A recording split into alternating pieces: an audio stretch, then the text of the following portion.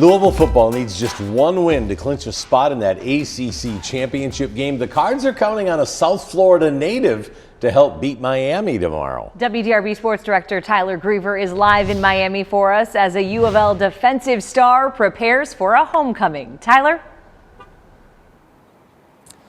Yeah, that's right, guys. South Florida is known for things like sunshine, beaches, and also some of the best football players in the country. U of L defensive star Ashton Gelati has become one of those. The theme for most of those guys is speed, but Gelati's rise really hasn't been fast. But for him, a guy who looked up to so many players who came out of this area, the rise to that stardom has been well worth the wait. A lot of talented people, a lot of just natural athletes. And the competitiveness, that's what motivates everyone.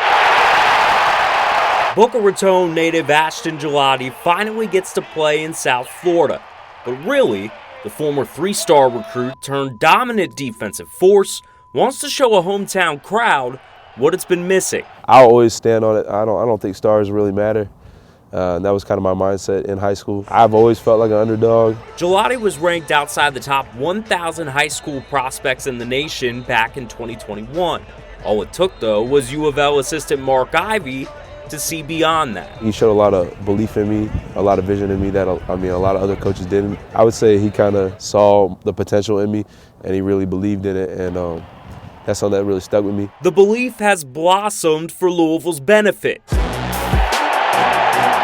After showing potential with 10 sacks and 15 tackles for loss his first 2 seasons, Gelati has 10 sacks and 13 tackles for loss for his junior year alone. The defensive end knew he had to step up to not only produce, but lead this season after his mentors in Yasir Abdullah and Yaya Diaby went to the NFL. That was kind of the cataclysm for change. It's like you realize now all the old heads are gone and all the people that you looked up to are gone, so you kind of got to do what you need to do to step up. Kind of can play defensive end, but maybe move inside as well. He has that dual threat ability to do both, where he's a strong end that can, in our opinion, play on the edge of the defense, set the edge, come off the line of scrimmage with power and pop, but yet has some speed and quickness as well. He's a dominant player for us, and it shows up every week. And this week, a grown-up Gelati comes home to see family, friends, and some of those South Florida stars he grew up watching. There's a lot of idols or people on that team, like history-wise, that I look up to. So I think being able to come back home is very special.